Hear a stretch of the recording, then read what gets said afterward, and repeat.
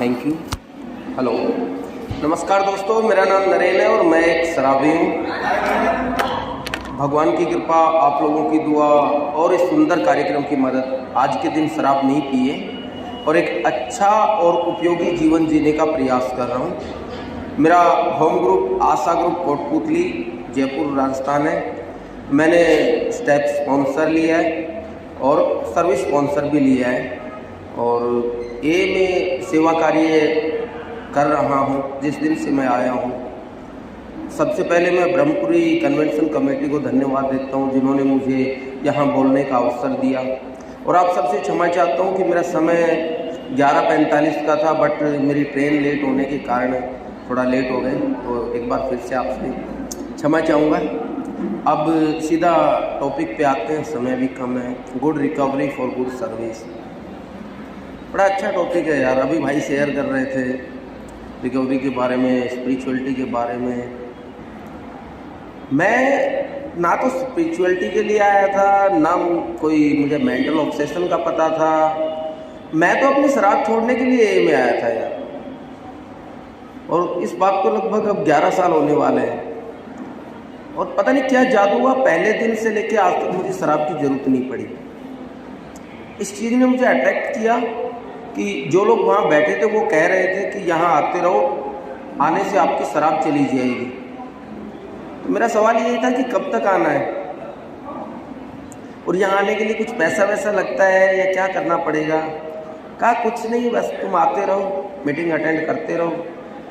मैं meeting attend करता रहा और शराब से मेरी दूरी बढ़ती रही। एक एक दिन के हिसाब से जीवन में बदलाव आने लगे, शरीर ठीक होने लगा, पैसा भी आने लगा, लोग थोड़ी बहुत तारीफ भी करने लगे। तो फिर विचार आने लगा कि यार अब मुझे एक की क्या ज़रूरत है, अब तो अपना काम हो गया। पर पता नहीं क्यों कुछ ऐसा जादू है एल्कोहलिक एनोनिमस की मीटिंग्स में कि जो दिल से जुड़ जाता है ना, वो दूर जा ही नहीं सकता। और मैं भी बार बार आता रहा। तो यहाँ आते रहने से मुझे पता चला कि शराब बंद कर देना मेरी समस्या का समाधान नहीं है। एक्चुअली जब मैं राजस्थान एल्कोहलिक एनोनिमस से जुड़ा, उस समय राजस्थान में सिर्फ एक मीटिंग होती थी संडे को और लगभग 3-4 सोबर लोग थे। ना हमें कोई लिटरेचर के बारे में इतनी जानकारी थी, ना प्रोग्राम के बारे में हमें कोई जानकारी थी। हमें सिर्फ इतना पता था कि 1.5 घंटे मीटिंग में बैठना है, कान खुले रखने, मुंह बंद रखना है और जो यहाँ बताया जाए उसे फॉलो करना है। सर्विस के नाम पे इतना पता था कि टाइमली मीटिंग पहुँच जाओ, मीटिंग रूम खोल लो, चेयर लगा लो, मौका मिले तो लिटरेचर पढ़ लो और किसी पीड़ित भाई को संदेश दे दो। अब संदेश क्या देना था, सिर्फ इतना ही पता था कि यहाँ आ जाओ, यहाँ आने से आपकी शराब छूट जाती है। बट ए में लगातार जुड़े रहने से चीज़ समझ में आई कि ये संदेश नहीं है, यह सूचना है। संदेश हमेशा पैक होके जाता है, लिफाफे में बंद होके जाता है। सूचना पट पे लगाई जाती है। क्या शराब आपकी समस्या है, प्लीज कॉल दिस नंबर। ये सूचना है, मैसेज ये है कि यहाँ एल्कोहलिक एनोनिमस के इन कमरों में आने से और ये कार्यक्रम करने से मेरे जीवन में जो आमूलचूल परिवर्तन आए हैं, उसके परिणाम स्वरूप मेरा जीवन कितना सुधर गया है, क्या मैं वो किसी दूसरे को दिखा पा रहा हूँ। ये संदेश देना सर्विस की स्टार्ट है जो मैंने सीखा है। अब good recovery for good service, एक संदेश देने के लिए या एक मैसेज देने के लिए, सूचना देने के लिए मेरी रिकवरी कैसी होनी चाहिए। अच्छी रिकवरी से तात्पर्य क्या है, शराब नहीं पी रहा, इट मीन्स सब कुछ अच्छा है। बट नहीं यार, अगर मैं अपना आकलन पूरी ईमानदारी से कर पाता हूँ तो मैं देख पाता हूँ कि मेरे अंदर शराब पीने के अलावा बहुत सारी समस्याएं हैं। जैसे मेरा घमंड है, ईगो है, जेलेसी है, लस्ट है, बहुत सारी समस्याएं हैं। तो क्या वो सारी समस्याएं शराब ने पैदा की? शुरुआत में तो ये लगता था कि मैं शराब पी रहा हूँ, इस कारण से मैं ऐसा हूँ, लेकिन लगातार आते रहने से और कार्यक्रम से जुड़े रहने से पता चला कि इन समस्याओं के परिणाम स्वरूप मेरे जीवन में शराब आई थी। शराब के कारण ये मेरा जीवन अस्त व्यस्त नहीं हुआ था, इन समस्याओं ने मेरा जीवन पहले ही अस्त व्यस्त कर रखा था। मुझे अपने आप से, परिवार से, समाज से, दुनिया से काट के रखा हुआ था, अलग किया हुआ था, और मैं बिल्कुल नितांत अकेला महसूस कर रहा था। उस अकेलेपन से जूझने के लिए मुझे एक शक्ति चाहिए थी, वो शक्ति मुझे शराब ने दी। और फिर धीरे धीरे मेरी फिजिकल एलर्जी, मेंटल ऑब्सेशन ने मेरा बैंड बजा दिया। तो अब जब मेरे जीवन में शराब नहीं है, तो मैं वापस से इस समाज में अपने आप को किस प्रकार से स्थापित कर सकता हूँ, वापस से मैं अपने परिवार से कैसे जुड़ सकता हूँ, ये कार्यक्रम, ये 12 कदमों का कार्यक्रम जिसे हम रिकवरी प्रोसेस बोलते हैं, ये बताता है। और इन 12 कदमों का उद्देश्य ही सिर्फ इतना है, जो 12वां कदम कहता है कि इस संदेश को दूसरे पीड़ित शराबी तक पहुंचाना। यानी जब मेरा रिकवरी प्रोसेस शुरू होता है, वहीं से मेरा सर्विस का जो कार्य है वो शुरू हो जाता है, और इसकी स्टार्ट होती है मेरे अपने घर से। अगर मैं रिकवरी में हूँ, तो क्या मैं आज भी अपने घर में रोग गांठ रहा हूँ? क्या मैं आज भी ऑर्डर फॉलो कर रहा हूँ, ऑर्डर ही पास कर रहा हूँ, ये करो वो करो, अब तो मैंने दारू बंद कर दी है, अब भी तुम लोग मेरी क्यों नहीं सुनते हो? फ़ोन रखा बाजू में है तो भी बच्चे को बोलना, बीवी को बोलना है, चल मेरा फ़ोन लेके आ, चल पानी का गिलास उठा के ला। ये व्हाट इज़ दिस यार? ये सब तो मैं पहले भी कर रहा था, बट आज अगर मैं अपने छोटे छोटे कार्य के लिए मेरे फैमिली मेम्बर को परेशान कर रहा हूँ, तो क्या ये मेरी अच्छी रिकवरी की निशानी है? नहीं है। इसी प्रकार अगर मैंने अपनी रिकवरी पर काम नहीं किया, तो मैं अपने ग्रुप लेवल पे भी अच्छी सर्विस नहीं कर सकता। मैं चेयर लगा रहा हूँ और मेरी इच्छा है कि मैं इस फला मेंबर के पास बैठूँ, मैं थोड़ा सा साइड हुआ, इतनी देर में दूसरा मेंबर आके वहाँ आके बैठ गया। मैं तो इतनी सी देर में यार उस पर रिजाइनमेंट कैरी कर लेता, साला कुर्सी तो मैंने लगाई, तू आके कैसे बैठ गया? बट यहाँ आते रहने से पता चलता है कि यार इट्स नॉट सर्विस। तू सिर्फ शो ऑफ करने के लिए चेयर्स लगा रहा था, तू सिर्फ दिखावे के लिए कर रहा था, तेरे अंदर जो सेवा का भाव था वो नहीं था। सेवा निस्वार्थ भाव से की जाती है। दान और सेवा में बहुत फ़र्क है। हम लोग श्रम दान करते हैं, कहते हैं ना भाई वहाँ प्रोग्राम हो रहा है तो तू क्या कर सकता है? बोल कुछ नहीं, मैं अपने शरीर से जितनी सेवा होगी वो कर दूंगा। बट उसका एक फल मिलता है कि यार मैं ये कर रहा हूँ तो इसके बदले में मुझे ये मिलेगा। बट सेवा जो अल्कोहलिक एनोनिमस बताती है वो निस्वार्थ भाव से बताती है। अब भगवान की कृपा से धीरे धीरे मैं एक ही सर्विस में आ गया। ग्रुप लेवल पे मैंने जो भी पोस्ट थी उन पे काम किया, फिर मैं डेलीगेट बन के चला गया। तो डेलीगेट की जो हमारे यहाँ पे एलिजिबिलिटी है, योग्यता है, वो 3 साल की है अल्कोहलिक एनोनिमस में। और जब मैं डेलीगेट बनकर गया तो मुझे काफ़ी कुछ सीखने को मिला। उसमें एक सबसे बड़ी चीज़ थी कि हु आर यू। अगर आप सर्विस में हो तो आप कौन हो? आप कोई इंडिविजुअल पर्सन नहीं हो। अगर आप मैं किसी के घर मैसेज देने जा रहा हूँ तो नरेन नहीं जा रहा है, ए का रिप्रेजेंटेटिव वहाँ पे मैसेज देने जा रहा है। तो मेरा बोलने का ढंग, मेरा चलने का ढंग, मेरे कपड़े, मेरा एटीट्यूड, सब कुछ लाइक अल्कोहलिक एनोनिमस होना चाहिए। हम सोचते हैं मैं मैसेज देने जा रहा हूँ, मैं नहीं जा रहा हूँ, मेरी कोई औकात नहीं है कि मैं किसी को मैसेज दे दूँ।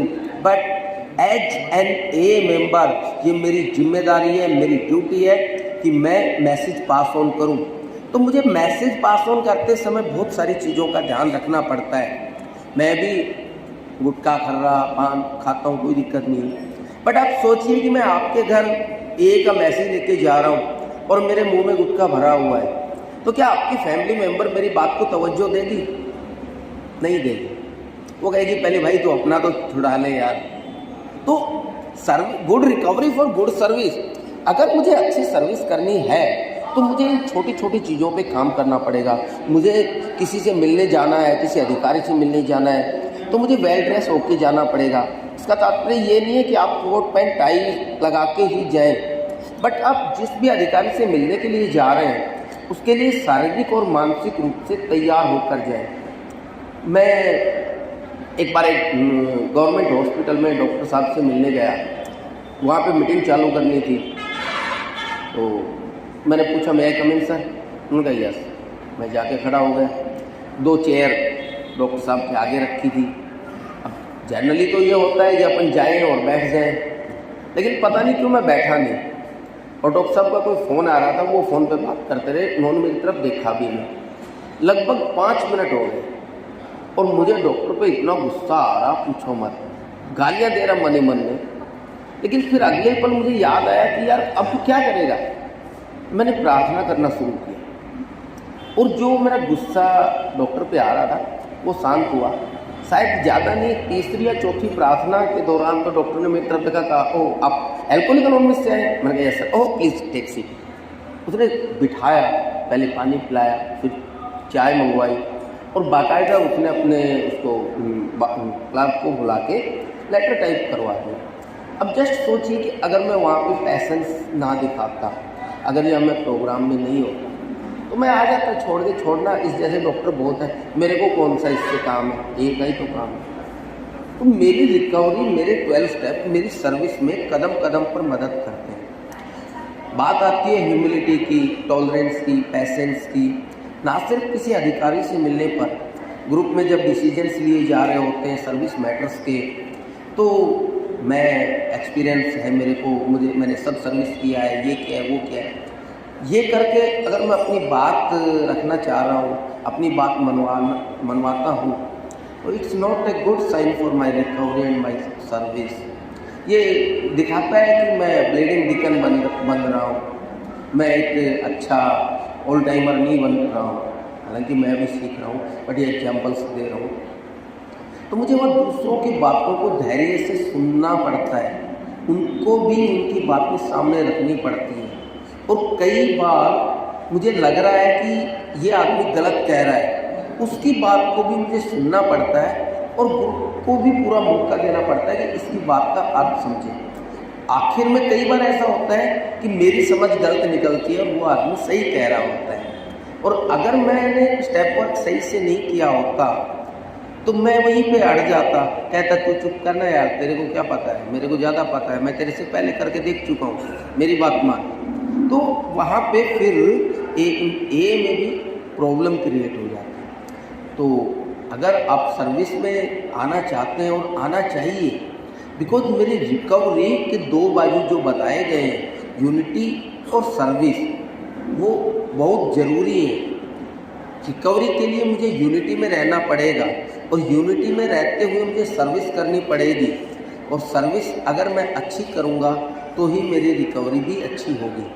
ये पूरे का पूरा सिस्टम, जैसे मेरी बीमारी क्लॉकवाइज चलती थी, क्रॉनिकल बीमारी थी ना, वैसे मेरा इलाज भी क्रॉनिकल है, घूमता रहेगा, चलता रहेगा, recovery unity service, recovery unity service घूमता रहेगा।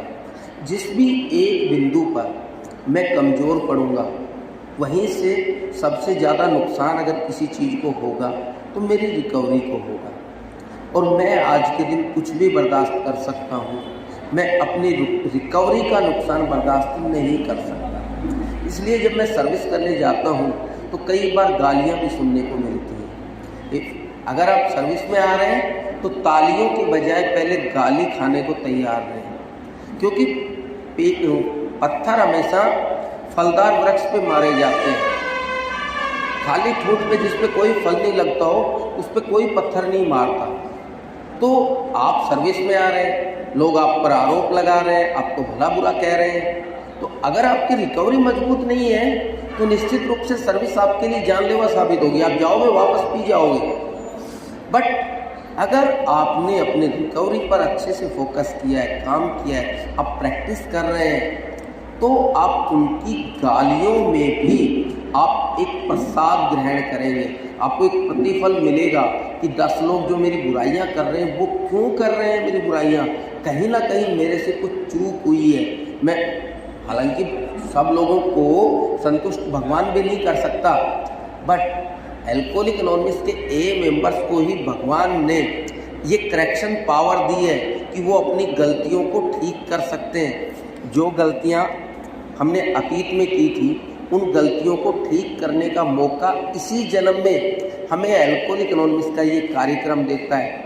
दोस्तों, दुनिया में अक्सर ये कहते हैं कि भैया जो करेगा सो भरेगा, इस जन्म में नहीं तो अगले जन्म में भरेगा। यानी अगर किसी आदमी से कोई गलती हो गई, कोई पाप हो गया है, तो सामान्य लोगों के पास उसका कोई विकल्प नहीं है। अल्कोहलिक एनोनिमस का प्रोग्राम इतना सुंदर है, इतना सॉलिड है कि अपनी गलतियों को स्वीकार करके उन्हें ठीक करना और उनकी क्षतिपूर्ति करना सिखाता है। और यही सारी चीज़ें मेरी रिकवरी में जो मजबूत करती हैं और यही मेरी सर्विस में काम आती हैं।